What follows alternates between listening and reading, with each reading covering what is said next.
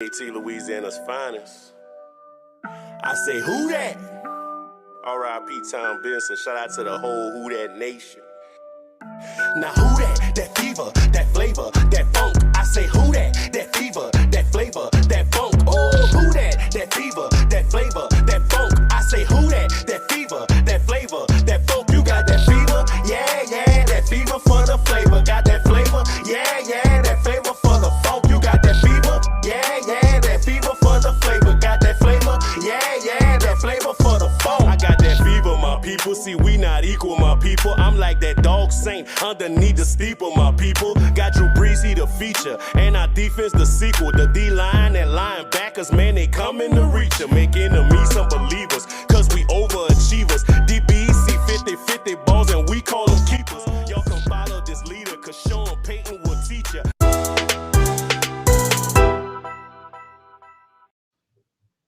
Yo, what's up? What's up? What's up, Saints Talk listeners? We back for another week, Saints Talk. And sometimes I just feel like, it feels good to hear the intro song like all the way through. Like usually it's just like, the first, 33 seconds or however our time is. So yeah, it's good to hear the whole thing. What's up, folks? Saints Talk, NewOrleans.Football, official podcast. Here to talk football. Nick, what's going on, man? What's the deal? Same old. Just a little bit of podcast news before we get started. We're going today, obviously, with the podcast. Next 2 weeks we'll be on. So today, 2 more podcasts, and we're taking 2 weeks off. We'll be back on Tuesday before training camp to preview camp and all the stuff that's coming. Taking a little break. We'll still be writing on the website, but I'm going to be out of town for a couple of weeks in July, just trying to gear up for training camp and make sure we're ready to go full bore with it. So the podcast will be on a brief hiatus coming up in 3 weeks. Yeah. Nick is going to do his version of training camp in some island, remote island. Nothing like that. Nothing like that. Hey, man, look, I just want to say, there's a podcaster out there that got his head shined before he was about to go on. If you need some tips, holler at me, Ross. Nah, he was trying to get rid of the shine. You need his makeup, man. You need his makeup. I need my wife to be that committed. Like she was in there like trying to scrub the dark off my dude. I was like, oh man, that was so funny. Shout out to Ross, man. He's a good dude, but I had to throw a little bit in there. So as Nick mentioned at the start, we're going to be doing the roster rankings. So that's what it is. We do this every year. I think this is like, oh man, this must be like the third or fourth year. I forget exactly. So anyway, it's a nice little way to, fill in some podcasts during the off season when things are a little slow. And it's just good to, Nick and I were talking about it early. It kind of gives you an idea of the roster strength in a lot of ways when you go through the exercise. And, Nick, you can talk a little bit about that, but what did you, when you were putting together that list, like what were some of the things that stood out to you, maybe, in contrasting it to other years? It was a little bit harder to get to 25, I think. Well, maybe not to get to 25, but to rank them to 25. I felt like last year I had trouble leaving people off, and I think when I got down to about the last couple spots, it was a little bit harder to get people on. The top, it was hard. It was extremely hard to order the top because there's so much talent at the top of the roster too. And I think there was maybe some outlier seasons last year with some of the guys, so it was kind of hard to gauge who was going to bounce back, who wasn't, and kind of order them a little bit in that top area. So I think those were the two differences. Before we get into it, just one little piece of news to cover. The Saints are losing their lead team doctor, Bo Lowry. He's going to LSU. That's actually a loss for the team. I know people like to make their jokes about the medical staff or whatever. He was extremely, extremely trusted by Saints players. He was really good at his job. Yeah.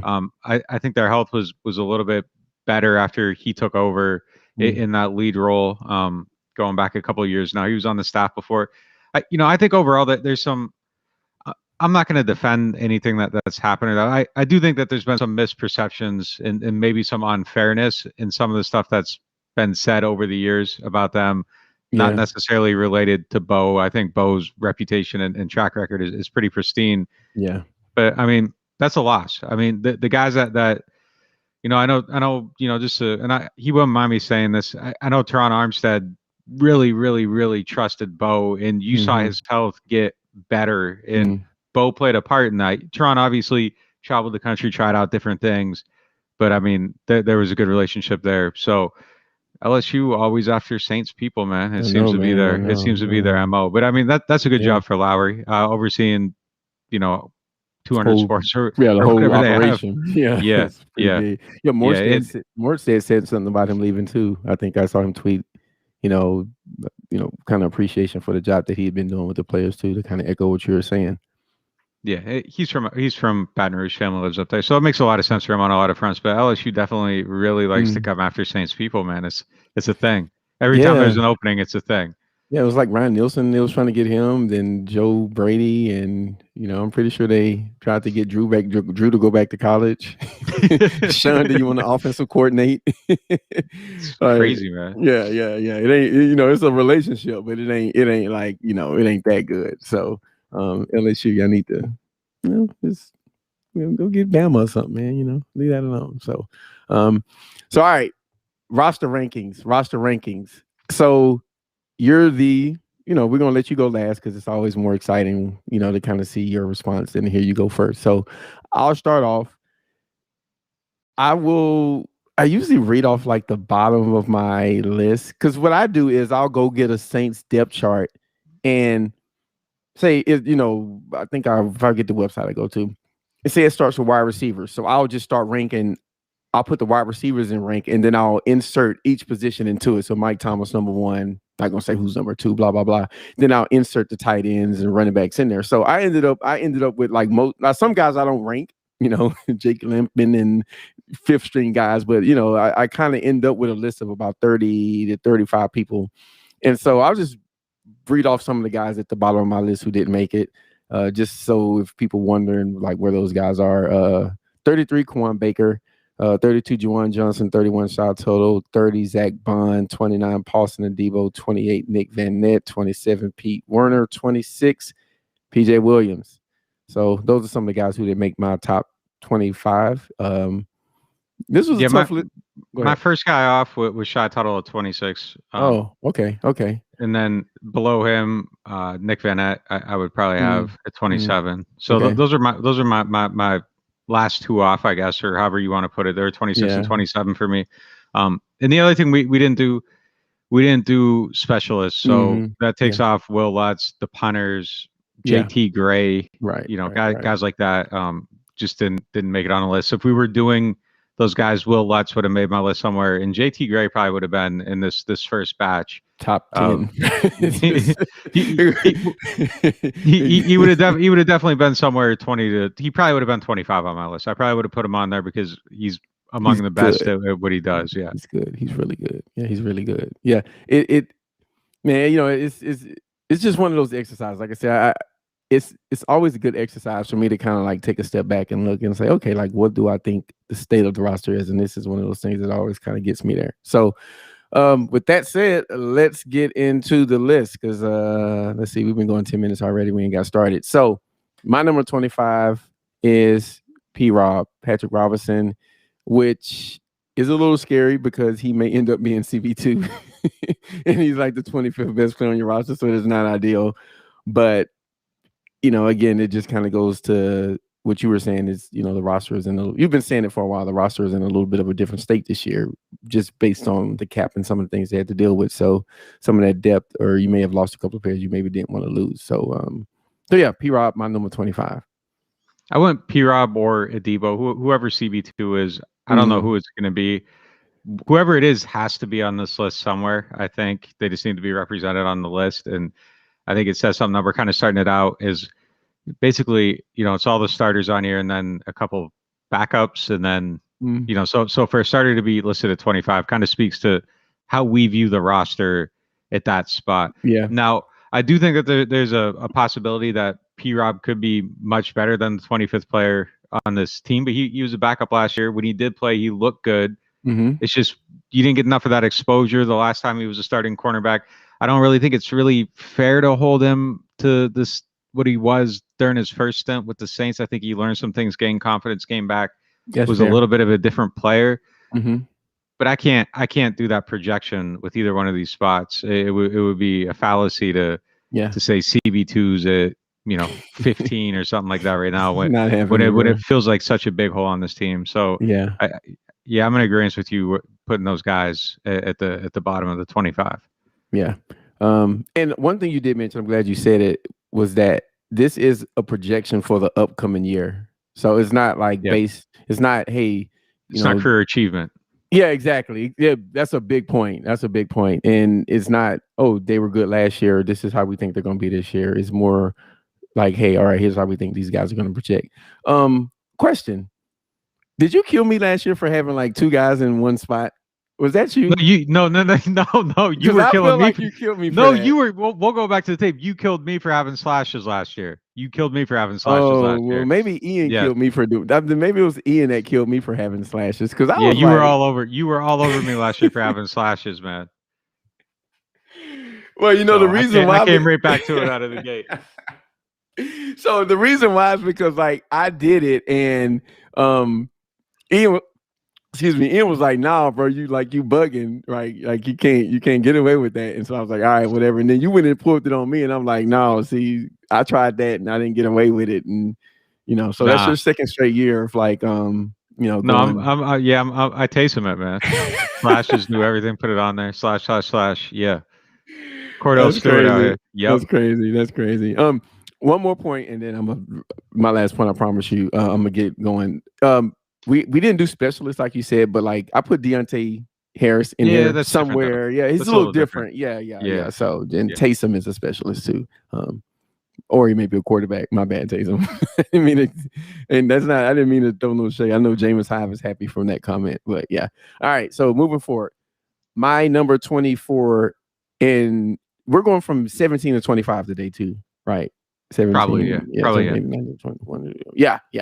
So my number 24 is second or third string wide receiver Marquez Callaway. He's someone who, at the end of this year, I may be thinking like, man, I had this guy like almost off the list. He deserves to be higher, or he could just be like, wow, I can't believe I put that guy on this list. So total projection with the player, different quarterback. Is his skill set going to get used more? There's a lot of different like avenues I could have taken with where to put him on this list. But at the end of the day, I couldn't justify putting him too high because I haven't seen it in the NFL. And so that's why I went Marquez Callaway at 25. 24, sorry.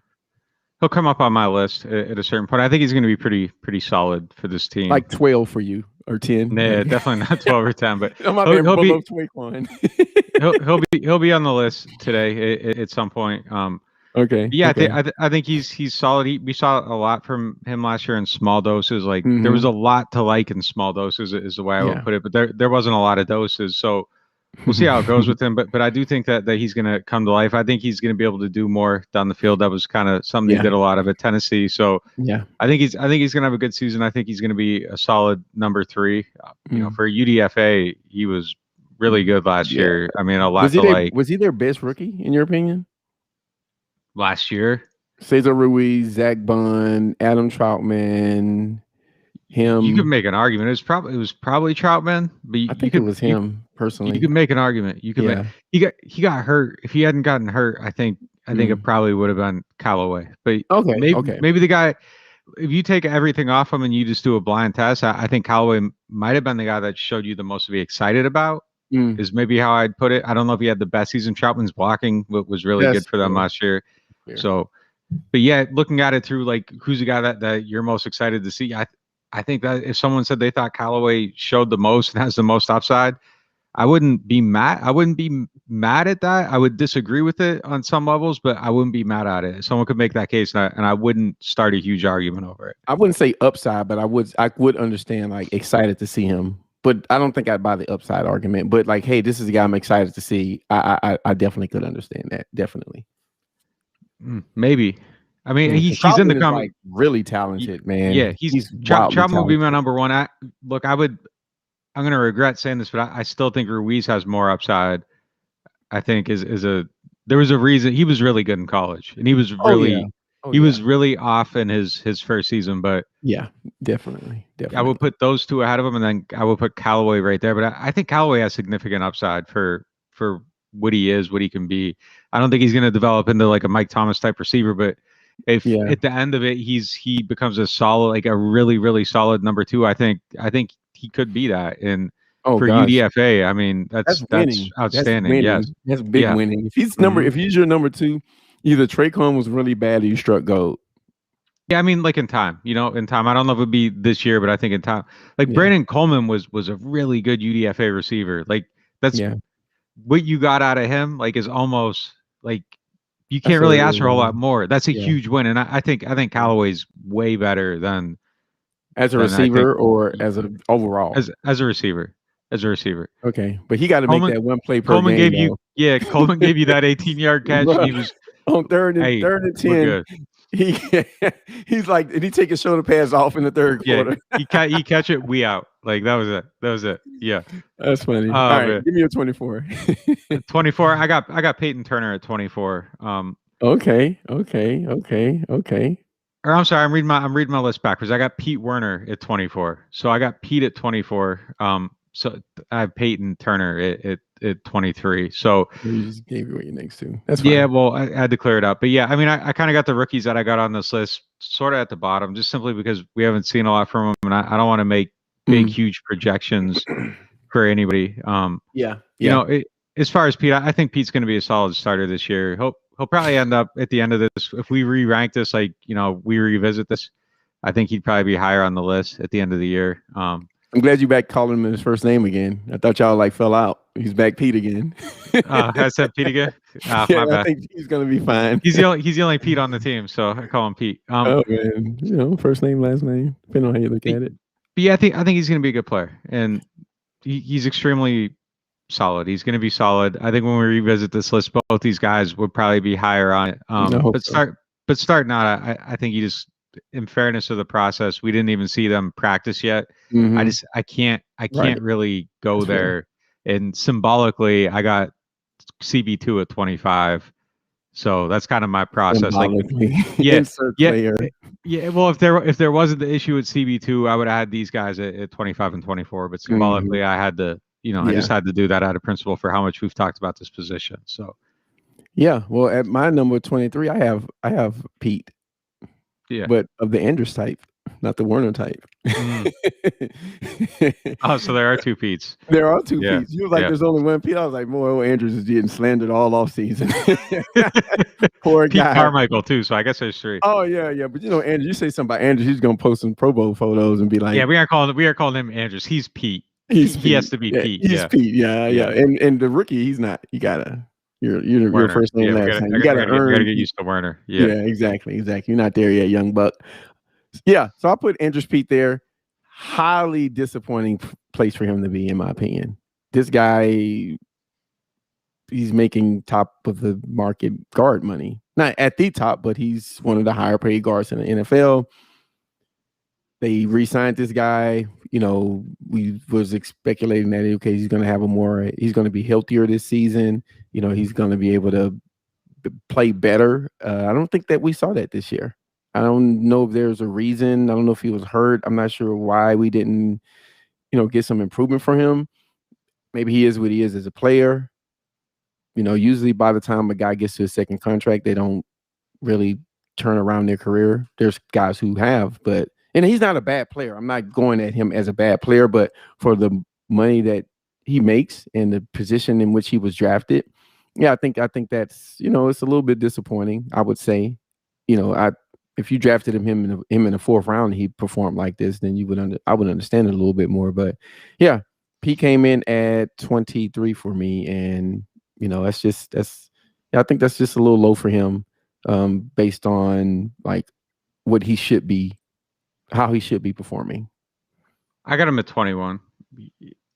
Okay. He just is who he is at this point. I think he just you got 2 more years on this contract, and he's probably, I hate to talk about someone like that, but I'm pretty sure when the out comes, if he's not playing better, that's going to be one of those guys they look at. So I was excited about him mixing it up on Twitter and getting mad about the way people talk about him. I think that's I don't know if that's how he feels all the time, but I was happy to see it. I just thinking, okay, like maybe you got something you want to shut people up. Good, go do it. Yeah, go do it. Yeah, exactly. I'm with you.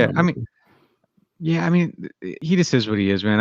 I don't think he's terrible. I don't think he's a difference maker per se. He does some good things in the screen game. He does some good things when he gets out in the space. Yeah. The pass protection is way too inconsistent. Yeah. The way he wins makes you see him. The way he loses makes you see him. This kind of wish his game was just a little bit quieter. I wish he would just, sometimes I wish he would just lose regularly. Like he plays too much on his toes. I think it's a weird thing with his technique. Like he's out on his toes. He's a waist bender. He's a waist bender. That ends up with him ending up on his backside when he loses, but it ends up with him like winning dramatically when he wins. And it's just, like I said, I just wish it was all just a little bit quieter, a little bit more. Yeah. Just get beaten. I don't want to see the thing on the ground where you're looking back. And we've all seen that too many times. It's just like I just wish like someone would just beat him and you'd be like, who lost? That's how I want to start seeing him lose his reps. Where you got to look at the replay. Like I'm watching the game live, like, oh, who gave that up? And you got to look at the replay. Right. Oh, okay, that was Ramczyk. Yeah. Pete, you don't got to do that. Who lost. Yeah. Yeah, he does lose ugly. It's like, oh man. Yeah, just I'll say this: if it's with an offensive lineman, if you notice their play is usually never good, right? For the most part, unless Teron Armstead is like pushing people into the fifth row with a bad shoulder and half a leg or something. But yeah, for the most part, if you notice an offensive lineman, that's not a good sign. So he needs to play better, man. He needs to play better. He got to play better anyway. I got him at 21. Yeah, that's. Did I say that? Well, I'm saying it again. I got him. Yeah, but that's about the range, 20 to 25, anywhere in there. I'm not gonna, kill anyone for it. So you're 23. You already get your 23. That's you said Peyton Turner and Pete Warner rear. Okay. Yeah. All right. So I will jump into my 22. Carl Granderson. Oh, okay. He's not on my list. Yeah. He's someone who I think he showed you in me and everyone enough to say, all right, I think he can take a little step forward this year. If he's just a smidgen better, then, again, this is an undrafted free agent who you're getting production out of as a pass rusher, right? So what more, that's ideal. What more can you ask for, right? I mean, they've had that experience with another pass rusher before. Didn't really end well. As it pertains to, how his career with the team turned out. I won't say his name, belt on the beach. But yeah, he's someone that before they drafted Peyton Turner, I remember you and I talking about, and you wrote an article about it. You guys, NewOrleans.Football, go search for Carl Granderson and you'll find, and Nick wrote a pretty good article about, just some of the things he's doing to improve and whatnot. So yeah, I put him at my number 22, just because, like I said, I think that's a fair spot for him. I don't really think I could have justified putting him too much higher, but for, like I said, a guy that was an undrafted free agent, and you really don't know what to expect out of someone like that, and if you can get that type of play out of him, then you definitely take that. So, Carl Granderson came in at number 22 for me. I had to grab the pile of headphones, but we're back. You see, I just had to talk it through until you came back, man. Yeah. Granderson's interesting. I didn't hear anything you just said because my headphones were out. But look, I think he's exciting. I'm excited to see what he does this year. He's really the only speed rusher on the team, I think, in that. Yeah, he doesn't fit their prototype. But I think it's needed, and he did a lot of it last year. If he gets reps, I think he can do some good things this year. It's just a matter of that snap distribution. It's going to be interesting to see how that comes together. That's low key going to be a really good training camp battle between Passanio, him, Turner, Davenport. Cam's on the other side, but right. How that comes together. I do think that there's probably a reality even, and maybe the way the roster's been built is representative of how maybe they're going to use Cam going forward. I think his snaps have come down a little bit each season. I don't know how last year fit into it, but there's been kind of a trend. Maybe maybe they're trying to get him at a little bit of a lower number now, and that'll allow some of these other people to do their thing. So, yeah, that's a good spot for him. It's going to be interesting to see 22 what he's able to do this year. Okay, who's your number 22 guy? Wait, was it? Yeah, we're at 22. Yeah. So, I got to give you my guy. You're 20. Yeah, who do you have at 22? Yeah, 22. Oh, at 22, I got Ruiz. Oh, that was okay. Go ahead. All right, talk about it. So I had Pete at 21. And I think you just got to put Ruiz below him. I think Pete was better than Ruiz last year. It'll be interesting to see how that ranking looks at the end of this season. So yeah, there could be a little bit of a change there. I think Ruiz has possibly more upside. And it's easy to say that because we've seen more of Pete's downside over the years. So yeah, I gotta go Ruiz here though. It's just, and again, I think that there's a possibility that Pete Werner is better than both these guards. There's a possibility that Peyton Turner is better than both these guards this year. But I think I feel like I gotta have him on the list. And that's just kind of the spot for him. I don't really have like a great thought process here. It's just I put the two guards on there and I just kind of ranked them, and I think Pete's a little bit ahead of him coming in this year. Yeah, I for some reason I thought that you would have Ruiz ranked higher on this list than I did, but yeah, that's interesting. I like that. I like it. I'm not going to say where I have Ruiz because it's more fun if I don't tip it. But yeah, I kind of put him above Pete because, like, I see Ruiz like, neither one of them played good last year. If Ruiz becomes average, he'll be on Pete's level. I think he can be above average NFL player. So just when I'm projecting him out, I'm looking at the year that, and I'm giving away all my Ruiz talking points, but that's fine. But when I'm looking at the year that, they had last year with the pandemic and no training camp for the most part, and then off-season workout was all jacked up, I just think Ruiz has a chance to, be a good NFL player, right? And Pete, I don't know if that's ever going to happen. I think he'll maybe always be like this. If 5 is average, one day he's a 1 year he's a 5.1, and next year he's a 4.9. So, all right. So my number 21 is Peyton Turner. Okay. I went with the rookie here. I don't know where else to put him. I don't know what to do with rookies. Like, what do you do, right? They drafted him in the first round. Okay, so I put him higher than Pete Werner. He's a rookie. He's a first round pick. He's gonna play, but is he good? Is he going to be good? Is it going to take us some time? Is it not? Is he more acclimated? Is it going to take him? I don't know. I just don't know how to rank these rookies because there's been no anything, right? No offseason program that you can see these guys on the field. So yeah, I just went with him at number 21, and yeah, this is one of those ones where you kind of just roll the dice and figure out where you want to put him and roll with it. So that's where I went at 21. Pete was my 21. I don't think we need to keep going over him. Who's your 20? My 20 is Latavius Murray. Okay. Latavius Murray. So I think he's just going to be the same guy that he was last year and the year before. I don't think there's a lot to say about Latavius Murray. He's a really good NFL number 2. Like, he's good. He's a good number 2. You're happy with him. I'm glad they didn't have to get rid of him. I'm glad he's still on the team. You can just run him. He seems to say, he's been pretty healthy since he's been here.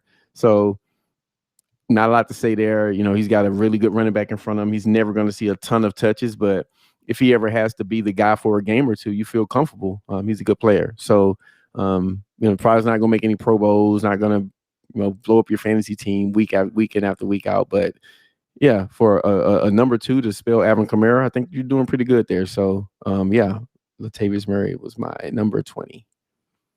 Mine was Callaway. Murray's my 19. And look, the thing that stands out to me about Murray, and maybe the most surprising thing in the offseason was that they didn't make the move with him to create cap space. Because I think in theory, taking all faces, all names off of it, I think in theory, most people that watch football would agree that running back is probably one of the more easily replaceable positions. Yes. Especially at that number 2 spot where it's kind of more of a guy that's just a straight runner.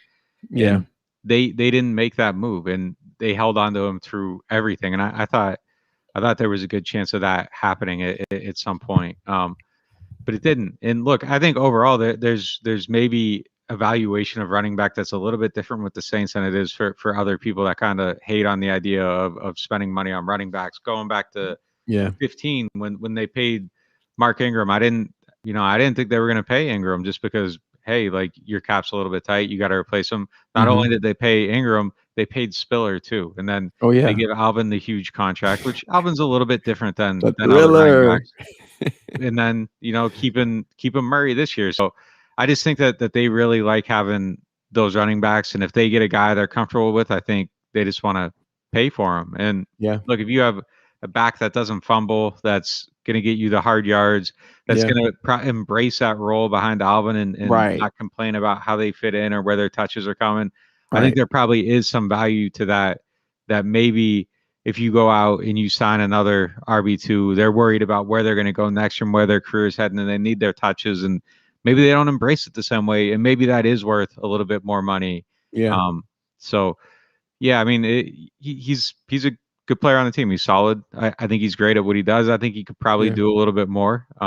But I think he's very good for the role he has, both in the locker room, the way he embraces it, all that stuff. So I'm totally with you.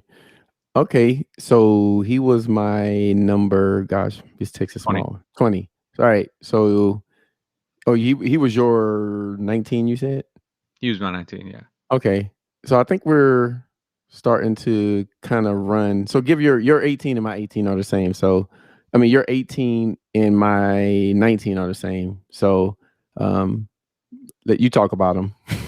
Trautman? Yeah, go ahead. Oh, so I changed my list after I showed it to you. So never mind. Not everyone's gonna be in the same spots, but that one is. That's good. That's good. So Trautman, again, another guy that I think could possibly end up in a revisitation of this list. Could slide up a few spots for me, but he's a guy with 171 yards receiving, blocked well. There's a lot to prove. I think his upside's significant. Yeah. The jump for him, when you really think about the jump he made last year without the offseason going from Dayton to the NFL, just think about what your Dayton tight end coach is coaching you versus Dan Campbell. The level of coaching, the level of detail had to be extremely jarring for him coming into this system. Just the pace at which things are done, the complexity of the offense, the play calls, everything. I'm not surprised that for a while last year, I was a little bit surprised that his blocking was ahead of his receiving. But when you really think about it, like the blocking is just, here's a technique, you got the effort, and he had the effort. He managed to get the technique, and that was able to show up quickly. Right. I'm not necessarily surprised that it took his running game a little, or his receiving game a little bit more time to catch up with it. Right. I think he can make a jump through the roof this year. I'm excited to see it. He's probably the guy I'm most curious about on the team. I think his upside is crazy. Like I think he can be a really good tight end. I'm not going to say like where that ceiling is, but I think his ceiling is pretty high if everything comes together, just with how well he blocks and the athleticism we saw in college. Yeah. But for now, until we see it, I got to keep him at 18. Yeah. I mean, you make a good point about the jump. He went from, probably running 5 different routes to being coached by a guy that want to bite people's knees off. So, it's like a pretty big difference. Dan Campbell's out of control. Dan Campbell's a psychopath. He wasn't like that here. He was colorful, but man, he got out. He's just like Dan's like, yo, I'm gonna do me. I'm free. Yeah. He came in there like West Side. Like I'm just gonna do West me. Side guy, yeah. I'm gonna do me. Absolutely. Yeah. Crazy. Yeah, I love it. I will say one more thing about Trautman. I think tight end, other than quarterback, is probably the hardest position to transition from college to the NFL. Maybe you can put Mike linebacker in there in some ways, depending on like what the responsibilities are. You got to do a lot. Yeah, you can talk about it. Like, that's not an easy position to go from one, because you're a blocker, you're a run blocker, pass blocker, you're receiving, you're in line, you're split out, you're everywhere. That's a really tough position to transition. Even from a scouting aspect, like you gotta the receiving assignments. You could be up against this linebacker, the safety, or this cornerback, and you got to know all those guys. As a blocker, you got to know the defensive ends tendencies. You got to know the blitz packages, where they're coming from. You got to. There's just so much, and then just on top of that, your assignments are you have detailed assignments in the running game, and you got all your stuff in the passing game. Protections, like a wide receiver's running his routes, and he's blocking a cornerback. There's some responsibility in the blocking game, but it's not nearly the same. Like you don't got to watch, whoever JJ Watt. Exactly. You're right. You're in the protection game plan. You're in the passing game plan, you're in the run blocking game plan. You're a 6 offensive lineman at times. I mean, it's just a really hard position. So it is. Yeah. So when I first put this guy here, my 18, I was like, man, it's my last podcast as the host of Saints Talk because I didn't get him in the top 10. So I'm gonna go on a limb and I'm gonna stick with my guns, and then whatever happens. So if you guys don't see me again after this, I don't know who this is. You guys don't see me again after this pod, you'll know that I had this player ranked too low. And number 18 for me is Mr. Tre'Quan Smith. Okay. That's fine. Nick's boo. Yeah. I know he's top 5 for you, but I'm just trying to be a little bit objective here. I thought you were about to have something like crazy, like legitimately crazy. I was scared of that lead up. Yeah. All right. Yeah. No, I'm pretty. Yeah, I'm just being a little funny because you're Tre'Quan Hive. I just think that for all the reasons that you've been saying all off season, I'm going to ask you to repeat them because you say him better than me. But I think his game could be opened up with, a quarterback who can get the ball downfield a little bit more. Yeah, I mean, look, it's just the main thing. He hasn't been the most detailed guy coming off the line of scrimmage, and I just think that things can be a little bit less precise in some respects. I think he's gotten that precision down a little bit more, but with Drew, everything just had to be absolute for you to get the ball. Absolute. Man. There wasn't look, he's getting open. Like, you know what I mean? You're not getting open right. The last couple of years, yeah, you got to get open a certain way. yeah. So look, I think he's going to do great. I've heard from some sources that his work this offseason is looked different. That there's progress being made. We'll see if that stuff's true. But I haven't heard the excitement around Tre'Quan before, and I do now. And I think that's something. But it was always Loomis. How he does. It was always Loomis, the only person I ever heard excited about Tre'Quan every offseason. Yeah, Loomis. Yeah, he loves him. Sean loves him too, though, just because he blocks and he'll go over the middle and get lit up. And just be cool with it. And those toughness traits are definitely there. Yeah, that's fair. Last year, early in the season, Sean was pretty excited about him too, and then I just didn't think it didn't work. Settled in the way. And Drew was out and stuff like that, and the quarterback wasn't good. So the work with Jameis too, I think if Jameis wins that job, it's going to matter. Like he's his guy. He's staying in his house. He's playing with Jameis's kids. That's his guy, and they're working out like every day, all the time. It's got to matter. I mean, obviously, Mike Thomas is going to be the number one, but clearly, Mike can just show up and be anybody's number one receiver because he's going to be perfect and do everything the right way. And like I think Mike could show up and play with any quarterback in the NFL and get Me too. Yeah, no question. All this talk about he's a specific type of receiver, yes, because most guys are, but I don't think he's the guy that just fits in one type of offense. I always thought that talk was a little crazy. Yeah, he's going to run the routes exactly the right way. He's going to get open. Yeah. When he's not open, he's going to be open. Yeah. So, yeah. Tre'Quan, man. Shout out to Tre'Quan. Couple of things on Tre'Quan, man. Just, we got to get Tre'Quan some new, undershirts. Man, every time I see my man working out, he got on the wife beater. Wrong word. The tank top that goes under your shirt that's just a little bit hanging off of them. My friends used to make fun of me, mine. So Tre'Quan, if you're listening, hey man, let's fix that, man. I just got to throw a little smoke that way, Louisiana style. So hey, it's hot in Tampa, man. Man, look, man, my man be out there in them like the Joe Button dirty white, like the Joe Button dirty tank tops. I'm like, man, like, come on, let's get my man the Saint shirt up out here. It's just so funny seeing him in it, man. I love it. But anyway, shout out to Tre'Quan. Hopefully he has a good year because he's definitely like one of those guys that he's gonna have to step up. Yeah, he has to play well. The team needs it. Yeah. Big time. All right, your number, that was my 18. So who's your 18? My 18 was Trautman. Let's go to your 17. Okay, all right. My 17 is Cesar Ruiz. I spoke about him. I don't need to go on like the soliloquy about him.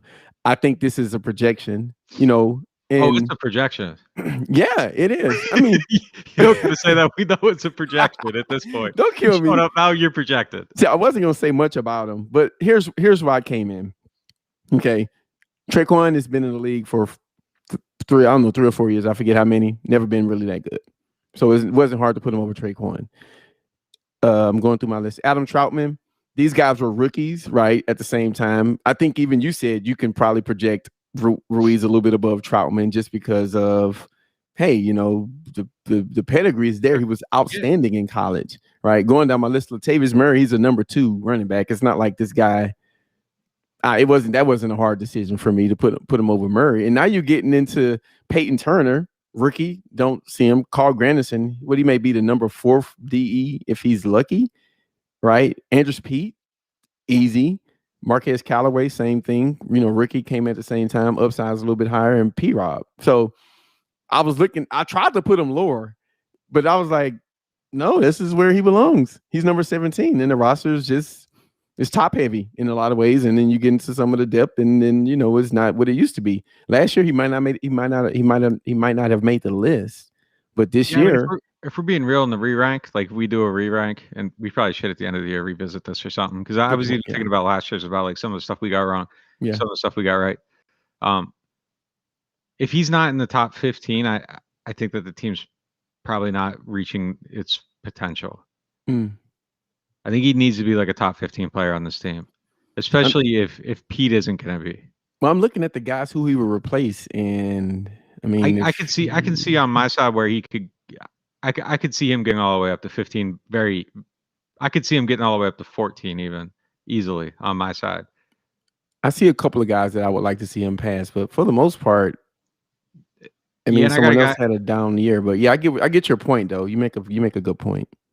On my side, I think everybody could hold steady in the top 13, and he could hit 14, and it wouldn't be alarming at all. I got one guy in the top 15 that I think could possibly play a little bit lower, and they'd be fine. But generally speaking, I think he needs to be, 17's fine, 15, 16, 17, somewhere in that range. He needs to be there, and probably even a little bit higher for them to be. Look, he's a first-round pick. He's a first-round pick, he's bro. An interior offensive lineman. Yeah. I think at 15, that's kind of like where you would, I think you would even hope he would play a little bit above that. You're taking a guard in the first round. Like, you aren't picking him to be that's true. The 20th best player on your team. But it's top-heavy roster too, though, right? So this is I kind of get it, but he needs to be higher as a first-round pick. You're absolutely right. Absolutely right. Tank top Tre'Quan. You guys, shout out to chat, man. I haven't said anything about chat today. Thank you guys for joining. As always, we appreciate you guys jumping in with us. So, shout out to chat, man. I mean, if you guys see me laughing randomly during the pod, I just read something I read something one of you guys wrote, and it's always funny. But make sure you send me once we finish this, send me your list, and then next off season I'll have it in my email and we'll review it. It'll be a nice exercise to kind of re-rank them and see like what we had before and what we had after. That'd be a dope little exercise. So yeah, good deal. Before I share my 17, sign up for the website. If you're just a YouTube watcher, when we say subscribe, we're talking about the website NewOrleans.Football. Your browser, sign up there. Exclusive analysis, exclusive podcasts, all kinds of stuff on there. We're working hard, always working. Man. Got a story up there taking you inside of Jameis's passing camp. Some of the coaches there talking a bunch of stuff on there. So get on Only there. Website I read, man. For the That's better be. You go. Better be. You guys see the type of work environment I'm in. There it is. It just came out. He forgot he was doing a podcast. And if you're listening now, watching on YouTube, subscribe to the channel, like the video, all that stuff helps. When you see stuff on Twitter, retweet it. That helps tremendously too. My 17, Taysom Hill. I got him in there at 17. When I first did the list, I didn't know where to put him, and I almost thought about. I considered if I should put him on or not because I don't know what his role is going to be, and it's hard for me to rank him. But I do think that he has value in all the stuff he does. I think it adds a layer for teams to prepare for. And the other benefit is that he's your backup quarterback and potentially your starting quarterback, depending on how things go. But probably the backup. I think that his value to the team is high, even when you aren't seeing him on the field. There's an element of the defense that they spent time preparing for him instead of someone else. He's your backup. Special team stuff helps. So 17 seems like a fair spot for him. He's kind of hard to place because what he's going to be is so abstract. If it's just quarterback, I might drop it a couple spots, but I think given everything else, the total picture 17, just kind of where you fit in. Yeah, he's kind of like your potentially second string quarterback, second string tight end, second string fullback, second string slot receiver. It's like, there's a lot of value there. Yeah, and I think that if Sean Payton was doing a list like this, he would probably have him higher. Right? Oh, Sean would definitely have him like higher. number 3 or something, right? Special teams. I mean, this guy, he does everything. So how did and maybe you answered it, but like when you put him on this list, and I struggled with Taysom, and when I get to him, I will obviously he's higher than on my list than yours because I didn't mention him today, but like I struggled with how to project him on this team because I don't even know what position the guy's going to be playing, right? So it was kind of like, all right, like how do I cover for all the different scenarios that encompass Taysom Hill, right? So when you decided to put him at 17, like what went into him not being lower, him not being higher, you finding that sweet spot for him? Like, how did you project him as a position wise, for starters? So I did the jack of all trades role that he's been in throughout his career, and I thought maybe if he doesn't win the job this year, maybe you maximize win the quarterback job this year. Maybe you blow that up a little bit more and have him do even more of that. Yeah. So that's kind of how I did it. It's hard though because I don't know what he's going to be. Jameis is on my list too. I'm projecting him as the starting quarterback. So I'm not projecting Taysom as a starting quarterback in this role. So it's kind of everything else, plus the special teams, kind of being hypocritical there, considering special teams when we disqualified special teams only players. Yeah, I get it though. When it's part of the package with something else, I mean, we just didn't put Will Lutz on there because it's Will Lutz is probably a top 10 player, right? I mean, I had some moments last year though. Will, we need you to the spots were bad, man. The spots were bad. Yeah. All right. You go through the missed field goals. I think 3 of them he hit the laces. Okay. So those weren't his fault. Okay. My bad, Will. My bad. Yeah, Will. They definitely weren't. All right. Come on, Thomas. Well, I guess that's not. All right. So whoever's the holder, laces out, man. Don't make me. Yeah, maybe it's easy to blame the holder, but maybe the snap was off. That's so precise that they have it timed the rotations on the ball and everything, and if that's off, maybe the spot gets down. And look, there's a lot that goes into it. Anyways, yeah, Taysom, I just have him in that everything role, and that's how I got him at 17. Okay, yeah, I could see it. I could see it. He's on my list. I have him a little bit higher than you. He didn't make my top 10. But, I had him valued a little bit different than you did, but kind of in the same cloud, if we're using Saints terms. So, he's just a different guy to place just because you just don't know what you're going to get with him. And I'll be honest with you, I got Jameis higher than him just because I'm terrified of Jameis Hive. I don't want any problems with you people, man. You guys are crazy. So I apologize in advance if I offend anybody from where I put Jameis on this list, because I don't want no problems with you guys. So, but yeah. Well, all right. That's part one of our roster ranking series. We're gonna do the rest of the guys in a different pod, and the rest of the guys in another different pod. So make sure you guys are tuning in. If you guys feel like I cheated someone, didn't put someone in the right spot, jump into my mentions, flame me, let me know how wrong I was. I'll take it like a champ because that's what I'm here for, man. I'm here for it. So thank you guys. Thank you guys for supporting this pod. Thank you guys for joining us in chat. We always appreciate that. Make sure you guys go to NewOrleans.Football/subscribe. Pick that best option that works for you. There's a few different ones. Can't go wrong going there. There's a shop. You can get you a shirt. It's like the one I got on right now. Fits your arms really well. Make you look bigger than you really are. People think you lift weights. You really don't. You just got a really nice shirt on. it just works magnificently. So check that out. Tell someone about NewOrleans.Football. Tell friends. If you're a subscriber, thank you. But help spread the word a little bit more. As Nick said, YouTube likes, YouTube subscribes, notification bells. Any little thing that you can do to spread the word, it just helps out a little. It helps a lot because this is, basically is run by like two people, right? Nick and, the boss over everybody. So, just having people like you guys help us out means a lot. So, yeah, that's it, man. We'll see you guys next week. Thank you guys for listening. We out.